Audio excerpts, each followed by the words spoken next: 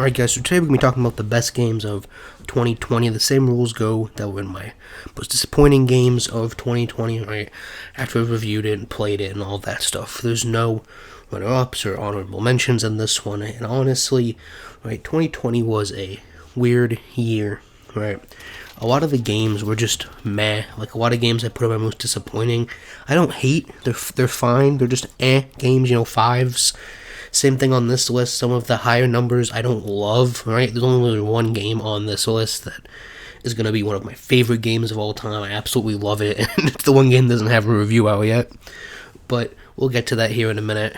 But again, just remember, just because it's on this list, it's one of the games that I liked this year. I'm not saying it's one of the best things of all time.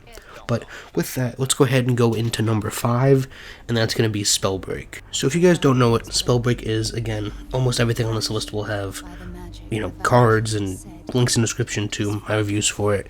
And so it's a battle royale game, but it's a bit different. It revolves around magic and kind of special powers, and it has unique combinations that you can use to make different outcomes, and you can build your class differently and all types of stuff. It's really confusing to explain quickly, but it's a good foundation for a battle royale, right? Like right now, it's just fine. It's nothing amazing. It's fun. It's free.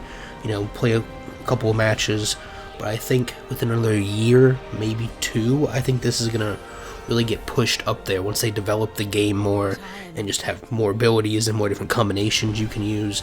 I just think it's a really cool idea. Again, it's not fully there yet, but it's a really good start. So that's why it's the last thing on my list. Now the next one I'm kind of, pushing it, but technically it came out this year, so we're rolling with it, alright? Mafia Remastered came out this year. It looks great, it plays great. It was my first time actually playing it, and it was really good. It's my second favorite Mafia. I know everybody hates Mafia 3, but that's my favorite one. But just the gameplay was solid, and it did have its problems here and there. But overall, it had a good story. The puddles were insane, alright?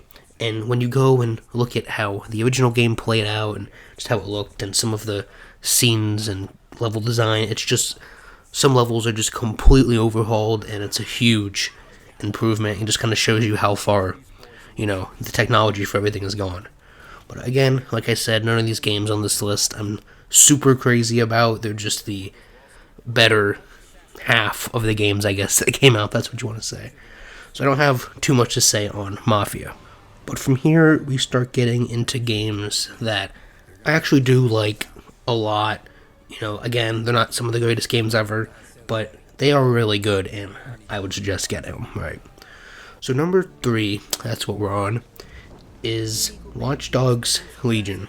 And so I was debating to put this at 2 or 3, after going back and watching my review and everything, and thinking back more on the game.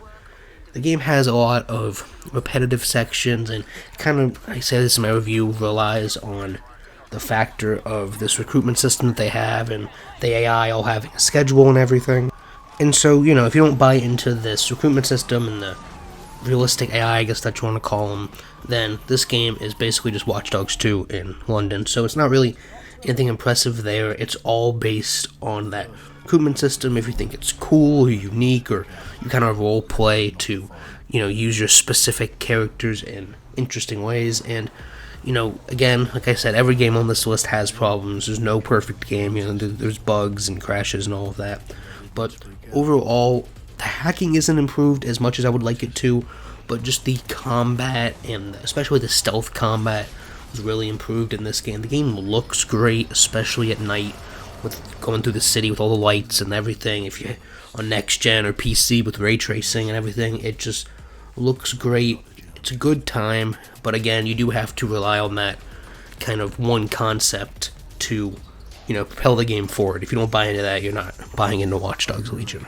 So for number 2, if you're absolutely brain dead like me, you just want to watch people punch the shit out of each other and participate in that punching of the shit out of each other, then Dragon Ball Kakarot, right, doesn't do anything unique, doesn't do anything interesting story-wise. It tells the same exact story you've watched and played 1,000 times for the past 20 years, right? But the gameplay is just good, and it's a good story.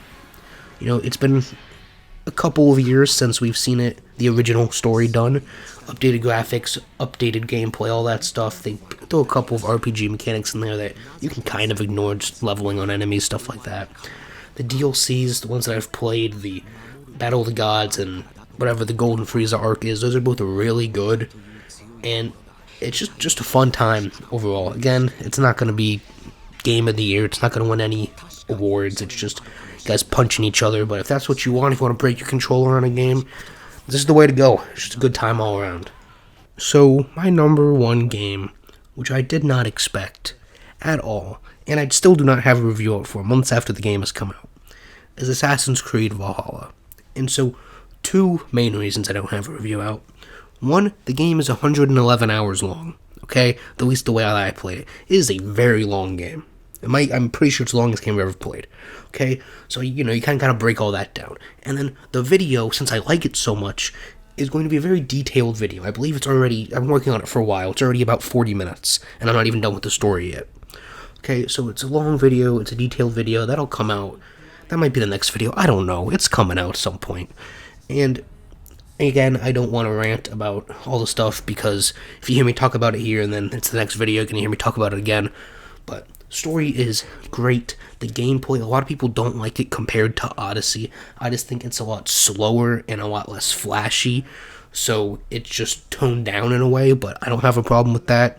That's just a stylistic choice, up to you. The way they use gear is a lot different than the way a lot of things like Cyberpunk or Assassin's Creed Odyssey or Destiny or any of those games do it. They don't, just throw a fuckload of loot at you and say, sell all this shit. You can use the same exact starting gear that you started the game with. There's maybe 10 weapons throughout the entire game. The game looks great, even on last gen. It looks even better on next gen. It's immersive. It's great. Everything looks cool. Plays cool. I thought I was going to hate the world. Ended up loving it. It's a really good time all around. I've said that twice in this video.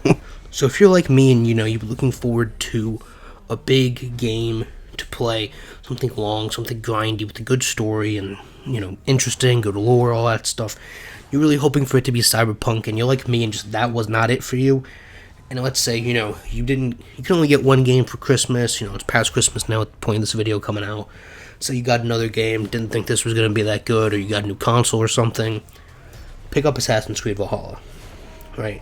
If you like the RPG style, the grind, the long, just exploring, you're going to like this game. If you like, again, I said it months ago when they showed off the game first, it's just a reskin with a few changes to Odyssey, which I thought was going to be a bad thing.